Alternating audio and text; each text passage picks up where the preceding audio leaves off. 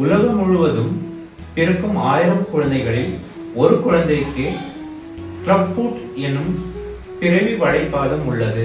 பிறவி வளைபாதம் அல்லது club food என்றால் என்ன? பிறக்கும் குழந்தையின் பாதம் கீழே மற்றும் உள்ளே திரும்பி இருக்கும் ஒரு நிலையை கிளப் ஃபுட் என்று அழைக்கிறோம். சரியான சிகிச்சை அளிக்காவிட்டால் நடப்பதற்கு இது ஒரு தடையாக அமைகிறது.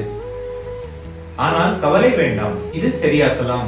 பான்செட்டி மெத்தட் எனும் ஒரு எளிய செய்முறை மிக சிறந்த செய்முறையாக சிகிச்சையாக இருக்கிறது.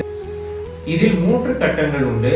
முதலாம் கட்டமாக 2 to 3 மாதங்கள் வரை மாவுக்கட்டு போடப்படுகிறது. இரண்டாம் கட்டமாக டீனாட்டமி எனும் ஒரு சிறிய அறுவை சிகிச்சை செய்யப்படுகிறது. மூன்றாம் கட்டமாக ஸ்பெஷலைஸ் பெல்ட் மற்றும் ஷூஸ் அளிக்கப்படுகிறது. இந்த பதிவு கிளப் ஃபுட் என்றால் என்ன, அதை ஆரம்ப கட்டத்திலேயே கண்டறிந்து ட்ரீட்மெண்ட் எடுக்க கண்டிப்பாக உதவும், குழந்தையின் கால்கள் மற்றும் வாழ்க்கையை வலுவாக்கும் என்று முழுமையாக நம்புகிறேன்.